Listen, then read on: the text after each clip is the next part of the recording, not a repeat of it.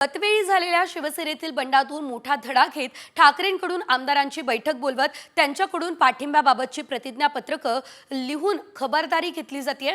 मात्र असं असताना दुसरीकडे या बंडाच्या केंद्रस्थानी राहिलेले मुख्यमंत्री एकनाथ शिंदे हे देखील सध्या प्रत्येक पाऊल जबाबदारीनं टाकताय।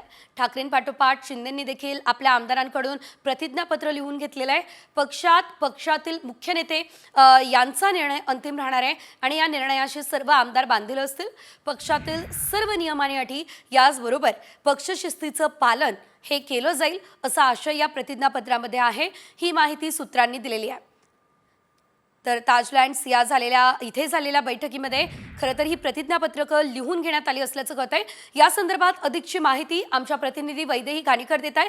वैदेही, आपण बघतोय या ठिकाणी आता एकनाथ शिंदे सुद्धा सतर्क आहेत आणि जबाबदारीनं प्रत्येक पाऊल ठेवताय। नेमकी काय निर्णय त्यांनी घेतलेले आहेत, सविस्तर? एकीकडे एकनाथ शिंदे यांना अगदी स्पष्टपणे मोठा आकडा खरं तर गाठता आला असला तरी पुन्हा दगाबाजी होऊ नये किंवा पुन्हा जी परिस्थिती ठाकरेंच्या बाबत घडली ती होऊ नये यासाठी एकनाथ शिंदे सध्या जबाबदारीनं पावलं उचलताना बघायला मिळते।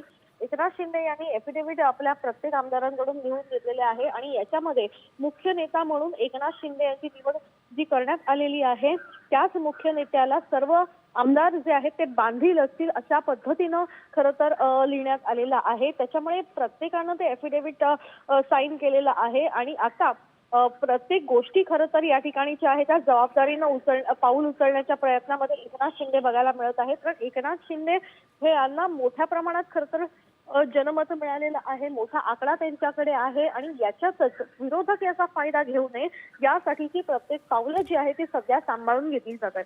निश्चितच धन्यवाद वैदेही दिलेल्या सर्व सविस्तर माहितीसाठी।